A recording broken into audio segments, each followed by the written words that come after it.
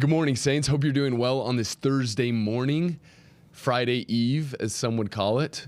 Excited for the weekend, but it's been almost the weekend. Exactly. Been a phenomenal week. The Marine Corps birthday, Veterans Day. We got recognized at the Jazz game for winning that 3v3 basketball tournament. Shout out to a couple of you that I saw there.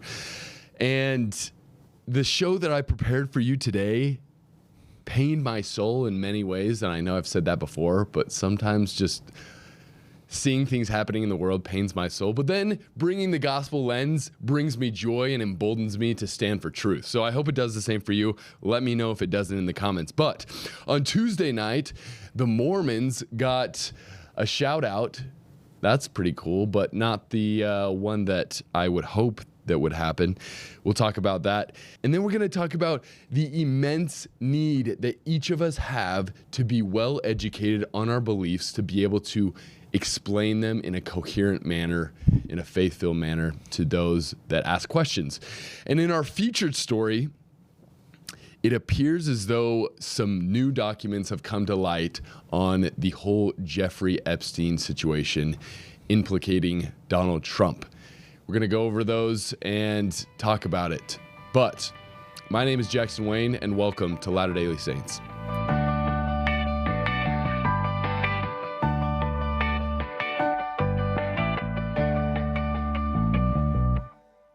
Alrighty, viewer, I don't know if the demographic that watches Latter Daily Saints is an avid watcher of Dancing with the Stars. I myself am not. Hayden, do you watch? I think there's probably a lot of watchers. We do have a lot of moms, like excited moms about the gospel, Okay, and yes. that's a mom show, Okay. I feel. Yeah, possibly. Do you watch Dancing with the Stars at all? I have never watched Dancing Did your with wife the Stars. watch No, Dancing? she doesn't. Okay. Well, I don't watch Dancing with the Stars, but there's some pretty good dancers on there. I'll be honest. Shout out to the Crocodile Hunter's son. He's a beast. Oh, I did see those clips. He is actually a beast. He's a dog. He's a dog. Dude, I don't know. It's crazy that I guess just being famous and like dancing, like a lot of times just goes hand in hand. But then you have Andy Richter from Conan, who people just vote him because it's like a meme. He's hilarious. Yeah. It's so funny if you watch him dance. But anyways, I was watching Dancing with the Stars the other night with my wife. Oh, so you watch it? No, okay. My wife enjoys it. Oh, for the first time you were watching it. And okay. so I tuned in for the first time, okay? And as you may know or may not know, Whitney Leavitt from The Secret Lives of Mormon Wives is on the show, okay? And she's the one who danced to her really sick child in the hospital for TikTok views, right? Yeah, that's a wild sentence. That's a wild sentence. I can't even believe that's a sentence, dude. That's crazy. Anyways, she's on it. She's a pretty good dancer. And I watched this dance and I was like, wow, this is some good dancing. And then I'm like, wait, what the heck are these lyrics saying? And then my heart was aching. So we're going to watch this. It's a short clip of this dance, but it's like a minute something long. Hayden, just play it and pay attention to the lyrics of this song. Sounds good. Oh, gosh, I hate this. Dancing the Argentine tango. With her partner Mark Ballas, it's Whitney Leavitt. They got David Attenborough to announce for him. That's epic. 6. Squish. He had it coming. He had it coming. He only had himself to blame. If you'd have been there, if you'd have... I met Ezekiel Young from Salt Lake City about 2 years ago, and he told me he was single. Single mind. He had 6 wives. One of those Mormons, you know. Some guys just can't hold their arsenic. He had it coming. All right, pause. Heck. What the heck, dude? What does that have to do with anything? Dude, I have no idea. And then when I was looking at the comments of the video, I guess she said, and I don't know this is true, so I haven't been able to verify anywhere else, that she actually recorded the like speaking part on that. Like, I met Ezekiel Young. He had 6 wives, one of them Mormon guys. I'm like, dude, what are we doing, bro? And it just goes back to our episode from yesterday where we were talking, like in that article, it says that these moms are making videos on TikTok and stuff because we're a proselyting religion and they want to get people's attention so that they could proselytize.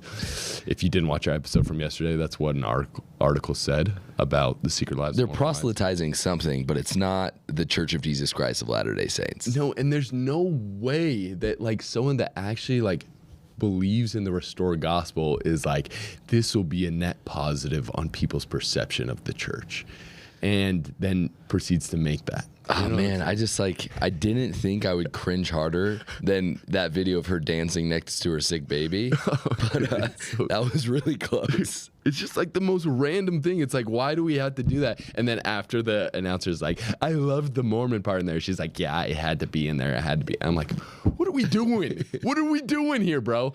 And then I'm like, okay, let's actually dive in here a little bit more and try to understand like her worldview and her like belief system. And so I was like trying to look online an interview of her like talking about, you know, how I guess Orthodox member of the Church of Jesus Christ of Latter-day Saints that she is. And the best, I guess, closest explanation of her talking about our beliefs is on this interview here. All right.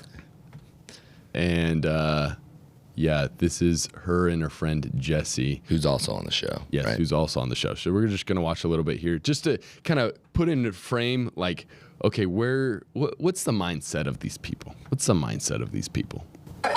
Tell us, what are the Mormon wives' rules? What rules are you supposed to stick by? Well, you were a missionary, so you should give the talk. Okay, Yes. well, I just Phenomenal return missionary. too, which I absolutely love. So good, isn't yeah, it? it's really good. It's so good. I mean, I think what's really cool about this whole group is that all of us live it a little bit differently. Like some maybe a little bit more than others. So hopefully, like someone who's watching can relate to one of us. But you know, like yeah, no drinking coffee, no premarital sex. Dress modestly. Yeah, dress modestly. No tattoos. Like, don't look at me. Yeah. I actually have one too, but mine's hidden. Sean. Oh, okay. So what, is it in the mouth? Yes. You're so naughty. You've got a tattoo in the You mouth. have like a hardcore tattoo. Yeah, here we go. You got the naughtiest Mormon wives. Does it say daddy? Do you know what it says? It says No, she's like a bad No, woman. sorry, I just need to check. Does that say Paddy? Yes, it does. Oh, right, okay. It's meant to be. She's a fangirl. And you're also not allowed to drink coffee. Yeah. And why is that? Is it because it's a got the caffeine thing. It's about being caffeine? healthy. They have something called the word of wisdom. So it's like no alcohol, no drugs, eat meat sparingly, like everything to keep your body clean like a temple. And they think caffeine can be addictive, which it can. No, I need a coffee in the morning. It actually says nothing about caffeine in the word of wisdom. Substitute that with. Soda. Yeah. Oh, right. And is that what you've got here? Yes. And you brought us a soda. Yes. Oh, girls, thank Our you dirty so sodas. much. Make sure to give it a good mix The Whitney and before. the Jessie. So what's in Mix this it up. It looks like an iced coffee once you mix it up. Oh, and you have this in the morning? Yes. I don't have mine in I the do. morning, but Well, our soda shops at like So- 8 a.m. are like people lining up. Jesse, what's in ours here? So it's either Coke, Dr. good, huh? Pepper, Sprite, whatever base you want, Right. and then it's a creamer and then syrups. Like Okay, pause. Okay, I can't do this anymore. I can't do it anymore. This is so I can't cringe. do it. I'm gonna crash out, bro. I'm gonna crash out. Anyways, I gotta say, something that's really interesting to point out. The Jessie, is that her name, Jessie? yes. The other one? The one on the right. Yeah, the way she was talking about the word of wisdom, she was saying they have. And I've heard many times all of the Secret Lives of Mormon Wives talking about Latter-day Saints as they, because they don't identify with Latter-day Saints. They're just using it for personal clout. If we haven't discovered that yet, they're doing this whole thing so that they can go on Dancing with the Stars, so that they can be the Bachelorette. They're doing it for themselves. They're proselytizing their own brand, trying to become rich and famous. It has nothing to do with their faith, and we need to call it out what it is. Okay, there's Hayden's crash out right there. Do you not agree? Here's the thing. From everything that I'm seeing, that is a logical conclusion that I could come to. You know what I'm saying? Dude, I never thought I'd have to be the reasonable one in this type of Reasonable. I'll give them the benefit of the doubt if there is any doubt after watching any of these things have played out over the last 3 years. That they're not selfishly using the title of Mormon just for their own clout and personal gain. But I don't know what other conclusions you could come to, if that makes sense. It doesn't make sense. Trying to be a little more diplomatic. Because at the end of the day, it's if it was just like, hey, we're crazy moms. Like, they could have been the Real Housewives of Salt Lake City, but they already have the Real Housewives. So then they're like, okay, well, what can we do? Oh, let's brand ourselves as Mormons because everyone's interested in Mormons, and let's just be the Real Housewives of Salt Lake City, but always talk about how we're breaking the rules. Yeah. It's insane, bro. I can't take it. And then have like hip hop cuts in and out of the Salt Lake Temple between like transitions. Dude, it's so crazy. It's actually hilarious. Okay, but the one good thing that I want to pull from this thing, and I've seen a lot of faithful members have a difficulty to really explain this coffee and tea thing, right? And if you're watching this and you don't feel like you are someone that needs to be really well studied up on your beliefs as a member of the Church of Jesus Christ of Latter-day Saints and be able to articulate the reasons for your faith in the restored gospel, please think again. Please think again. The time has passed that we can keep our heads in the sand on anything, and we need to be conscious believers, followers in the restored gospel of Jesus Christ. And our boy Peter, the rock, Peter says in 1 Peter chapter 3, he says, "But sanctify the Lord in your hearts and be ready always to give an answer to every man that asketh you a reason for the hope that is within you with meekness and fear." So we always need to be ready when people are asking us questions about our peculiar Christian faith. Peculiar in a good way, unique Christian faith, we need to be able to articulate that. So when it comes to the word of wisdom, in our first episode, if you haven't watched it, we kind of dive into this a little bit, but I want to specifically talk about this coffee and tea thing, just to give you a history and arm you with the knowledge that is required to give a actual make sense answer instead of the one that is so incoherent when they're like, it's a caffeine thing. And then they're like, so we drink soda instead. Oh, what's in it? Coke or Give me Dr. my Pepper. caffeine. Yeah. As long as it's carbonated. Yes. Then all of a sudden it's good? I don't know. It has nothing to do with caffeine specifically, but maybe possibly, and I'll talk about that in just a second here, okay? But it's more than that. So if we go into the word of wisdom, right? Section 89 of the Doctrine and Covenants. It says in verse 9, it says, "And again, hot drinks are not for the body or belly." Okay? It says hot drinks. Now, what does that mean? Did they ever clarify that, like contemporaneously with, Joseph Smith and Hiram Smith being alive? Yes, they did. And so if you want to click that link that goes to the transcript of our boy David Snell, if you don't know who David Snell is, okay, you need to look him up, okay? He did a video on Saints Unscripted called What Are Hot Drinks? So if you scroll down a little bit, there's a paragraph midway through. It says, "We're going to be looking into why the church interprets hot drinks in DNC 89 as a reference to only coffee and tea." And then the paragraph underneath it says, "And the short answer to this question is this. When we look into the history of the church, this is simply how hot drinks have always been interpreted. In an 1842 discourse in Nauvoo, Hiram Smith taught," quoting from the Word of Wisdom, reading, "Hot drinks are not for the body or belly." And then Hiram says, "There are many who wonder what this can mean, whether it does refer to tea or coffee or not. I say it refers to tea and coffee." And then there's one source that ties this interpretation back to Joseph Smith himself. I'm inclined to believe it's accurate based on what Hiram is teaching, but it's a later recollection, so do it that way you will. This is from Joel H. Johnson. He wrote in 1881. He says, "I well remember that soon after the publication of the Word of Wisdom, the same excuse was made by some of the people for drinking tea and coffee that is now made, that hot drinks did not mean tea and coffee. On a Sabbath day in the July following the giving of the revelation, when both Joseph and Hiram Smith were in the stand, the prophet said to the saints, I understand that some of the people are excusing themselves in using tea and coffee, because the Lord only said hot drinks in the revelation of the word of wisdom. The Lord was showing us what was good for man to eat and drink. Now, what do we drink when we take our meals? Tea and coffee, is it not? Yes, tea and coffee. Then they are what the Lord meant when he said hot drinks. Brother Hiram spoke to the same effect. So, we have the word of wisdom saying the hot drinks are not for the body or the belly. And then Joseph Smith saying that means tea and coffee. That is what that is to be interpreted as. But what is the reason? Why no tea? Why no coffee?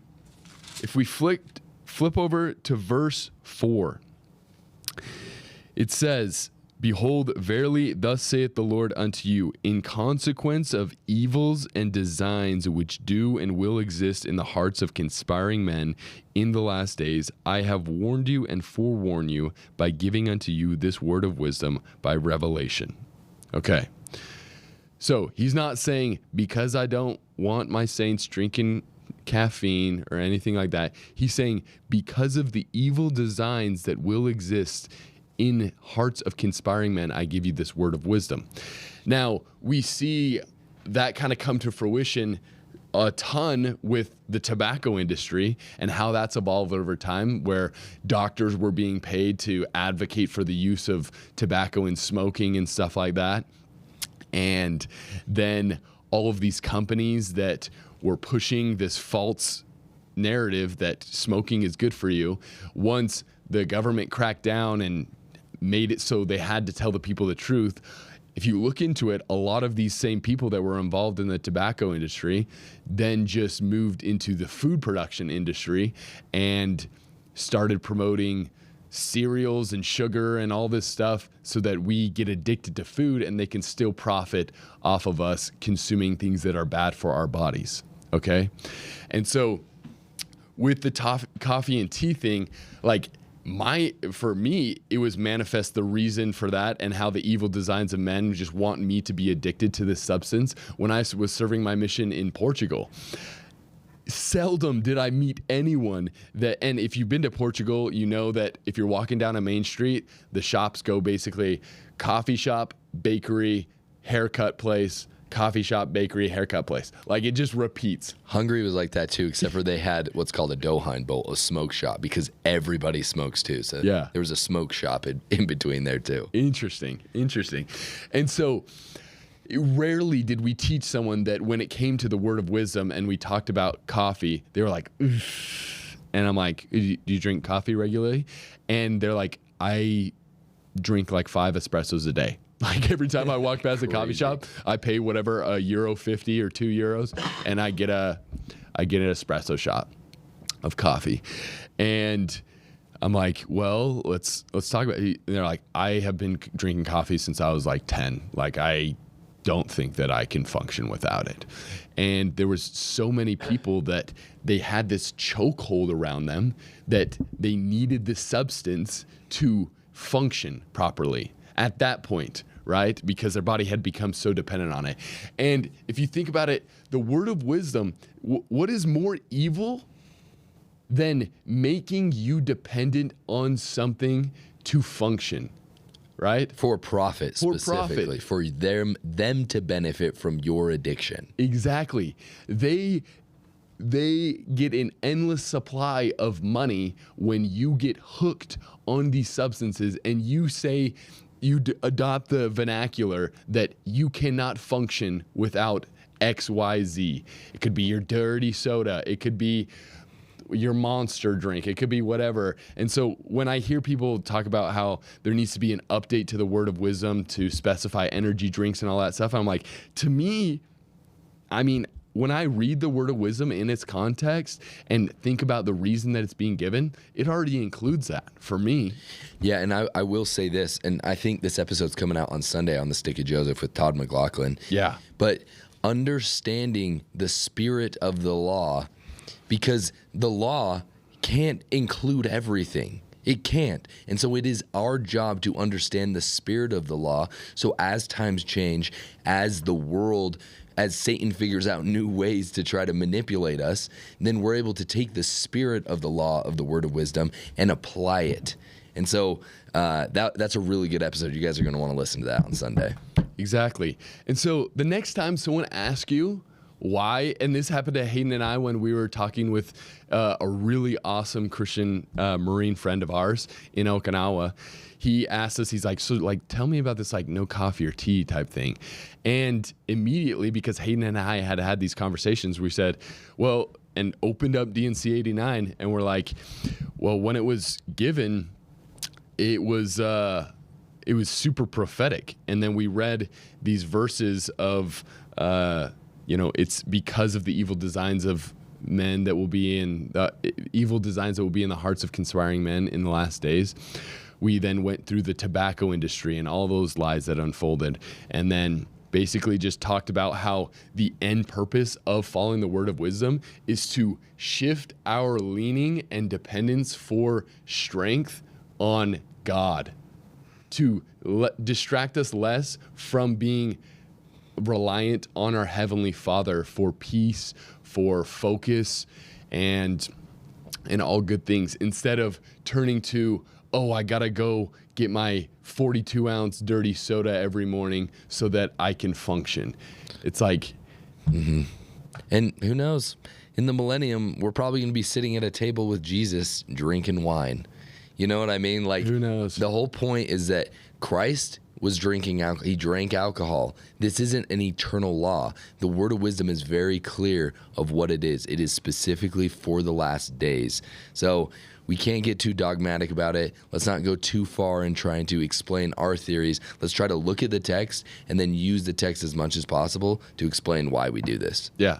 So I hope that gives you more tools to explain to people that in reality, it's just to help us to be more reliant on God and distract us from things that will ultimately drain our bank accounts and in reality, our energy and stuff like that. But let me know your thoughts in the comments below.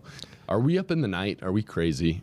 But I don't think so. This next story, our featured story, is absolutely insane. It's absolutely insane, and I cannot say that I'm surprised in the slightest. You may disagree with me, but Hayden, pull up that pbs.org link.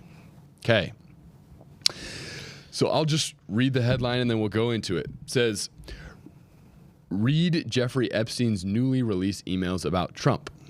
Then it says, late convicted sex offender Jeffrey Epstein specifically referenced his relationship with President Donald Trump in writing before Trump was elected to office and in the run-up to the 2020 election. According to newly obtained emails released Wednesday by the House Oversight Committee, the emails, some of which were shared directly with PBS News, are among 23,000 documents. There's got to be some crazy stuff in there. 23,000 documents Epstein's estate released to the committee. Ranking member Representative Robert Garcia from California wrote in a news release. They include correspondence between Epstein and his former girlfriend, Ghislaine Maxwell, who is serving a 20-year sentence for her involvement in Epstein's sex trafficking ring. So, we'll read the first one here that it has pulled up. This was Saturday, April 2nd, 2011. To Ghislaine Maxwell. Yes, so this is Jeffrey to Ghislaine Maxwell. It says, I want you to realize that that dog that hasn't barked is Trump.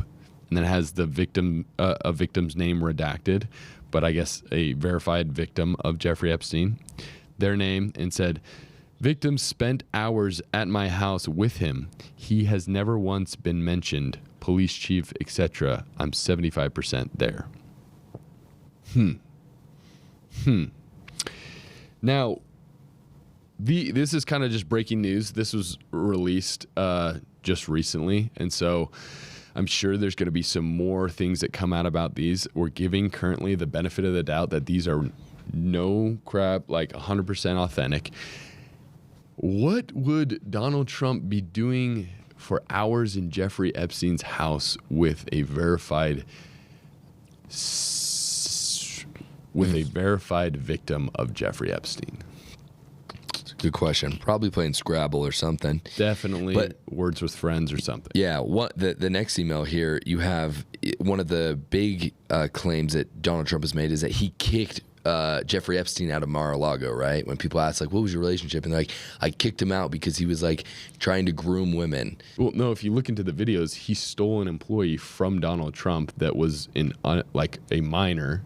And he so was Trump was mad about that. So yeah, which is a crazy maybe it's not thing. good. So then you read here, and remember these are private emails that Jeffrey Epstein he's sending to this one. He's sending to a guy named Michael Wolff. Michael Wolff. Let me look up who he is. I'm pretty sure Michael Wolff is a news anchor, but he's sending this to him. This isn't meant to go out, right? But it says victim Mar-a-Lago, then has a redacted part. Trump said he asked me to resign. Never a member, ever. Of course he knew about the girls, as he asked Ghislaine to stop. And so he's saying that he was never a member of Mar-a-Lago in the first place to be kicked out. Either way, this thing just does not look good. I'd say so. If you scroll down a little bit further, this Michael Wolff guy, I looked him up and it said that he's a journalist. He's a prominent journalist covering Hollywood stuff.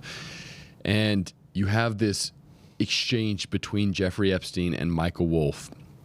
And Michael Wolff says, I hear CNN planning to ask Trump tonight about his relationship with you, either on air or in Scrum afterwards. And this is December 15th, 2015.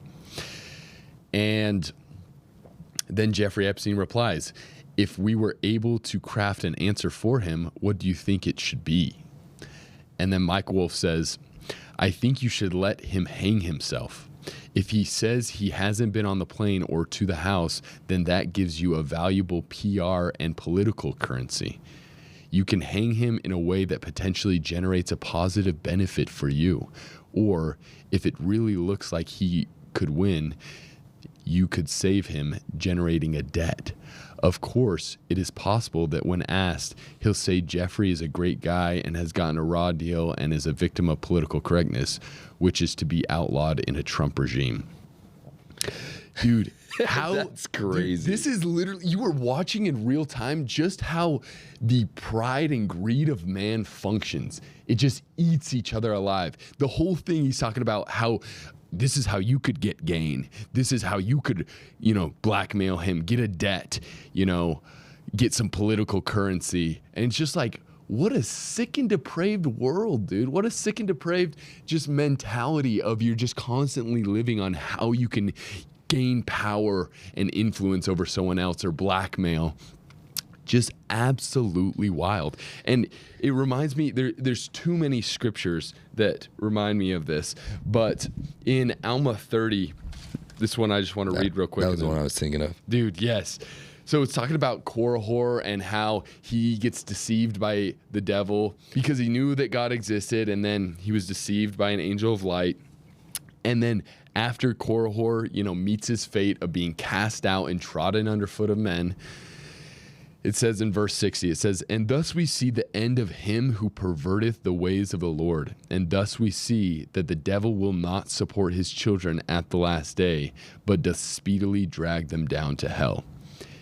People that are involved in this sinister behavior and activity, as soon as it's advantageous for them to hang you out to dry and to get gain over doing that, they will do it. Like if you're not built upon a sure foundation, which is Jesus Christ, it's only a matter of time until these people are going to eat each other alive. And if you don't have friends that are built on that same foundation, like, it's just insane to see how they don't actually care about the truth. When you're looking at these things, he says, this is going to be good PR and political currency, because if he loses, then you're able to hang him out to dry and, you'll destroy him. But if he wins, you can use it as a way to save him, and then he owes you a debt. And so it's just like, this is so Gaddy Anton robbers. Like, you are always working behind the scenes to get gain for yourself. And I just got to say, because I know there's a lot of Latter-day Saints who voted for Trump and even support Trump now. I mean, I don't have a problem saying this. I voted for Trump in this last one. I really thought like this guy could be legit, but the way the Jeffrey Epstein thing has been handled, I just don't trust him whatsoever, and I don't trust. But I didn't trust Kamala either. It just feels like we're stuck between this rock and a hard place where no matter what, our only choices to vote for president are all in this cabal of people who are conspiring to get gain. And it makes me sick and it's sad. So at the end of the day, this is the last part of my rant. Do not put your faith and trust and energy into supporting politicians, full stop. At the end of the day, the only person you need to put your faith in is Jesus Christ. So let's stop with the worship of political people. Let's stop with the worship of human beings. Let's worship God, the Son of God, Jesus Christ. It's quite the rant, Hayden. Yeah. It's quite the rant. If you disagree with Hayden, throw it in the comments and like be rude about it. No, just be real rude about it. But no, yes, it pains me when I see people looking at these political figures as if they are what the Jews were waiting for back in Jesus' time, a political messiah that's going to save them from the tyranny of Rome, quote unquote. And again, these emails just came out. We're probably going to learn a lot more. We're giving, again, the benefit of the doubt that these are all legit. It's not looking very good. And Hayden, what you just said reminds me of the phenomenal scripture that is found in Helaman chapter 5, verse 12. It says, "And now, my sons, remember that it is upon the rock of our Redeemer, who is Christ the Son of God, that ye must build your foundation. That when the devil shall send forth his mighty winds, yea, his shafts in the whirlwind, yea, when all his hail and his mighty storm shall beat upon you, it shall have no power over you to drag you down to the gulf of misery and endless woe. Because of the rock upon which ye are built, which is a sure foundation, a foundation whereon if men build, they cannot fall." Boom. Like that is so phenomenal. And so honestly, it's tough, just like Hayden was saying, because our political system is set up in a two-party system where at the end of the day, a lot of the times we are choosing the lesser of two evils, and it's frustrating. And not to say that Zion. Yeah, what? We just need to build Zion. Yeah, way better. In the LDS sense. We'll talk about the other sense on Friday, tomorrow.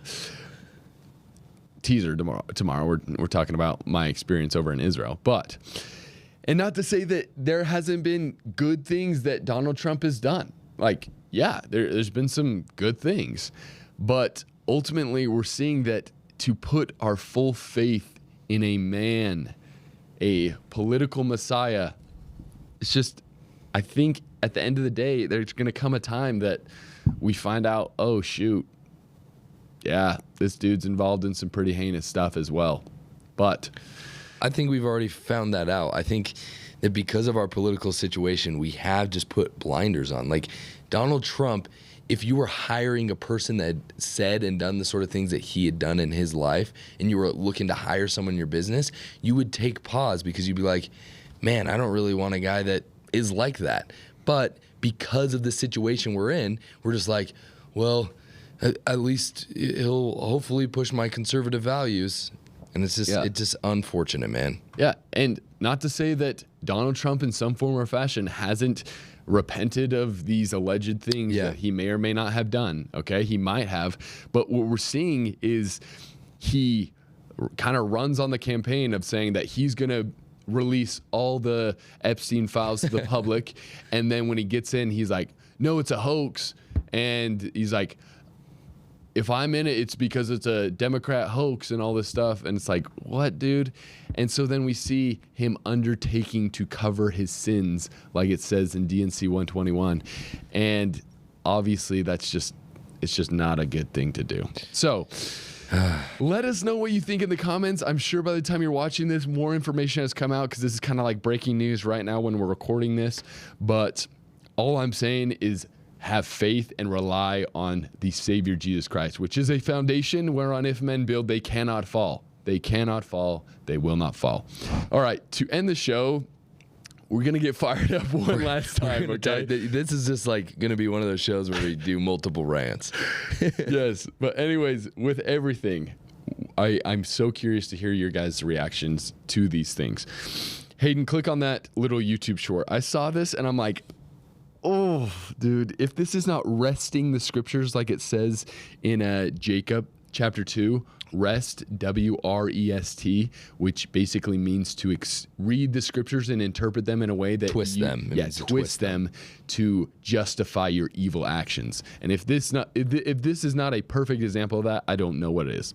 Let it play. What do you think is the biblical evidence to support the opinion of being pro-abortion? Mary is probably my favorite figure in the Bible, the mother of Jesus. What about Jesus? And she is she's an oppressed peasant teenage girl living in poverty under an oppressive empire as a Jew, and she has a vision from God that she's going to give birth to a baby who's going to bring the powerful down from their thrones. God asks for Mary's consent, which is remarkable. I mean, go back and read this in Luke. I mean, the angel comes down and asks Mary if this is something she wants to do, and she says, if it is God's will, let it be done. Let it be. Let it happen. So to me, that is an affirmation in one of our most central stories that creation has to be done with consent. You cannot force someone to create. Creation is one of the most sacred acts that we engage in as human beings, but that has to be done with consent. It has to be done with freedom, and to me, that is absolutely consistent with the ministry and life and death of Jesus. And so that's how I come down on that side of the issue. Again, I'm very open for my fellow Christians to disagree with that, and they may have scriptural passages they point to be anti-abortion. And I think that's a debate that we should feel comfortable having. All I'm saying is that it shouldn't be assumed that just because you're a Christian, you are anti-gay or anti-abortion, because there are so many Christians out there who don't subscribe to either of those policy positions. So there's a lot of nuance if you're talking about abortion, right? Because you're not just talking about a woman's right to choose, but you're also talking about and incest. That's right. Right. So you're talking about a woman's right to choose whether or not she carries a baby when it was not her choice to begin with. That's right. And it's why I think that almost everyone in this country is pro-choice to some extent. What do you think is the... Okay. That was just not a good example of why you should support abortion. Like full stop abortion, like the way that the Democrat Party supports abortion. This is actually going to be a fun episode because there's going to be Republicans that get mad at us for talking bad about Trump, and there's going to be Democrats that get mad about this. Or just people that support abortion. Okay. So let's just think about this logic, okay? He's saying that the best example in the scriptures is when the angel Gabriel comes to Mary and has this interaction with her. And let's just read it here. It's very short. It says, "And the angel said unto her, Fear not, Mary, for thou hast found favor with God. And behold, thou shalt conceive in thy womb and bring forth a son, and shalt call his name Jesus." I don't see a question mark there. Well, let's keep like he said.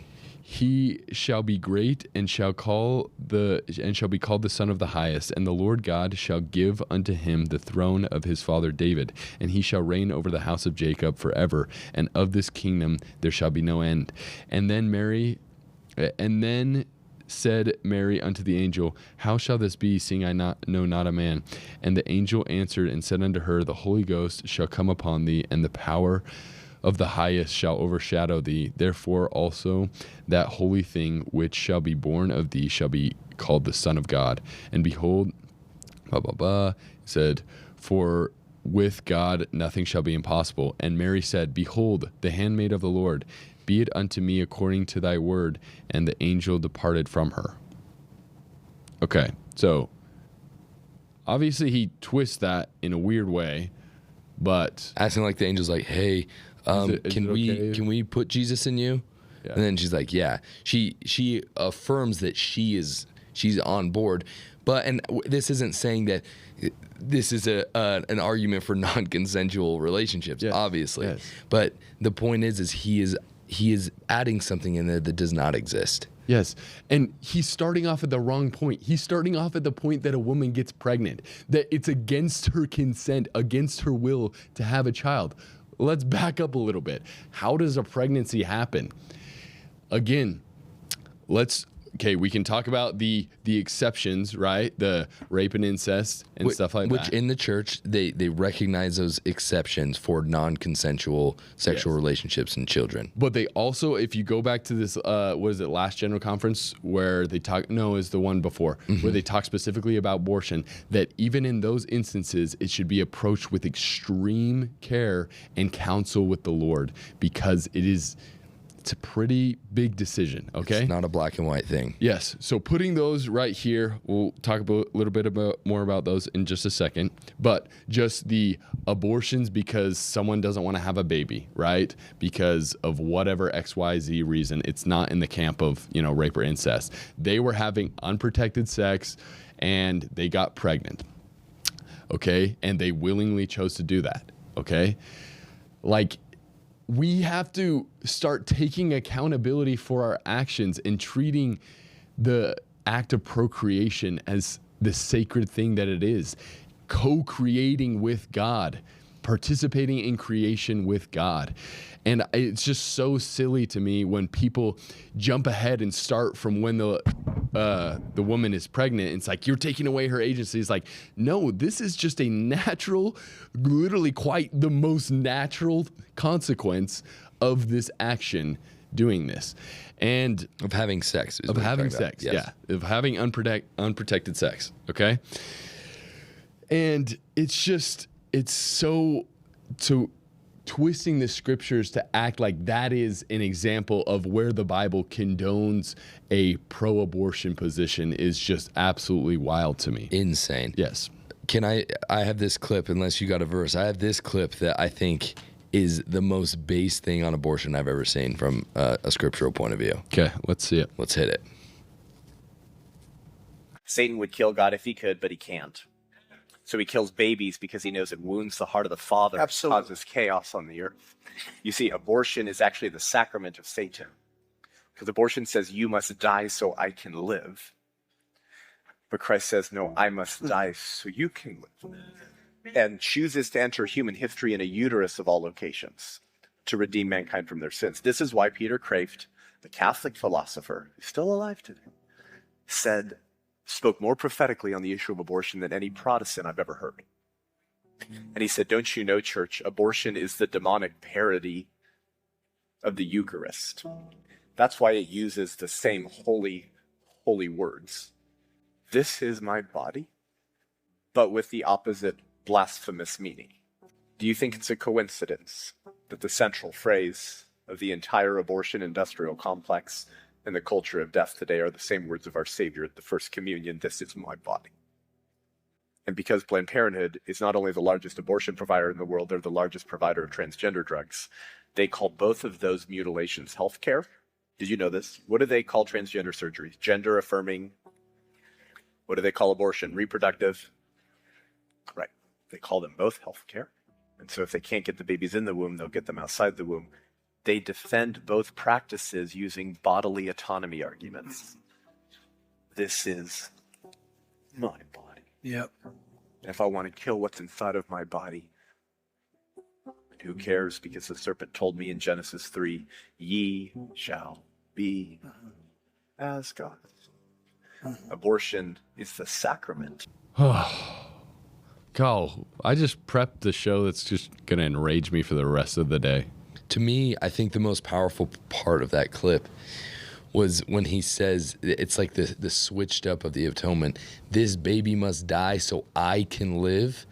And Christ says, I will die so you can live. And to me, that is the core issue with abortion. It is another human being's life is inconvenient for you. And so what you do is you snuff it out. And it builds a culture of self-centeredness. And it just is evil. It is evil, and we have to stand up against it. Elder Anderson's talk 2 conferences ago that you were referencing earlier makes it so we cannot, there's no if, and, or buts about it. Abortion is evil, and even in those situations where conversations can be had, in the case of rape and incest, especially with really young girls, like even then, it's not a black and white. You know what I mean? Yeah, it needs to be taken to the Lord. And it doesn't take away how horrendous those instances are. For sure. They need to be treated with extreme care. But we just need to start off on the right foot. Like, people think, oh, well, I don't think it's right, but I think people should have the choice. It's like, but we have to think about it and frame it what it actually it is. It is murdering a human life. It is killing a human life. And there's a myriad of scriptures in the Bible where murder is talked negatively against and harm against children is talked negatively against. In Matthew 18, verse 6, but whoso shall offend one of these little ones which believe in me, it would be better for him that a millstone were hanged about his neck and that he were drowned in the depths of the sea. Like, anyways, there's a whole bunch of stuff that can be said about this, but to refrain from, perma-monologuing, let us know what you think about all of this in the comments. I'm curious to see if anyone's going to come back to Latter Daily Saints after this. But, 11 days, man, that's a pretty good streak for a channel. Exactly. 11, 12 days. But if you take anything away from this episode, okay, maybe like 3 things. The first one from the first segment, always have a reason to give for the hope that is within you. Be able to explain your beliefs, especially the word of wisdom, because it's so prophetic and amazing. We need to do it justice. Second one is build your rock on the Redeemer, Jesus Christ, and not on a political Messiah. And third, don't wrest the scriptures. Do not twist them in a way that justifies evil doing. Woe unto those who call evil good and good evil. Shout out Isaiah. But anyways, let us know what you think about all of this in the comments. And remember, if you're not looking at the world through a gospel lens, you're only getting half the story. God bless you.